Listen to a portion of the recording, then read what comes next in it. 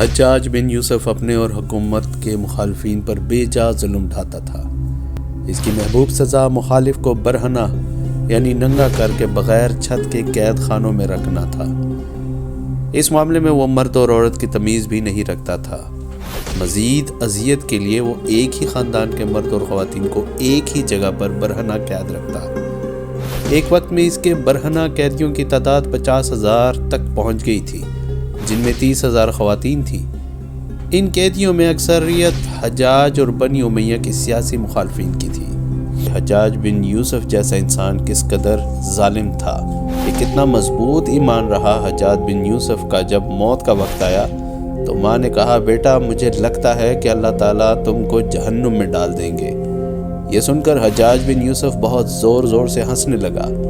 ماں نے حجاج کی اس ہنسی کو دیکھ کر سوچا کہ کہیں جہنم کا نام سن کر پاگل تو نہیں ہو۔ حجاج بن یوسف نے اپنی والدہ سے کہا کہ روز قیامت جب اللہ تم سے کہے گا کہ اے حجاج کی ماں، اگر میں تم کو اس بات کا فیصلہ کرنے کا حکم دوں کہ تم اپنے بیٹے کو کیا سزا دینا چاہو گی، تو ماں نے مسکرا کر کہا کہ اگر مجھے اللہ تعالیٰ اس بات کی اجازت دے کہ تم اس کے اوپر فیصلہ کروں تو میں تم کو جنت میں داخل کرنے کا فیصلہ دوں گی۔ تب حجاج بن یوسف نے کہا، ماں تو ایک ہے، اتنا جاننے کے بعد اگر تم مجھے جنت دے سکتی ہو تو میرا رب 70 ماہ سے زیادہ محبت کرتا ہے۔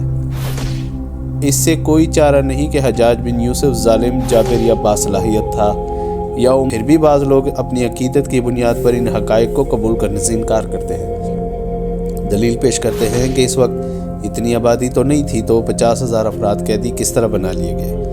اس سلسلے میں گزارش ہے کہ بنو امیہ کے دور میں جب پورا حجاز، یمن، عمان، بحرین، عراق، شام، اردن، ایران، ہندوستان کے بعض علاقے اور اس کے علاوہ بھی بہت سے علاقے سلطنت اسلامی میں شامل ہو چکے تھے، تو اس سلطنت کی آبادی کئی ملین سے تجاوز کر چکی تھی، تو ایک کثیر تعداد مسلمانوں کے وجود میں آتی ہے۔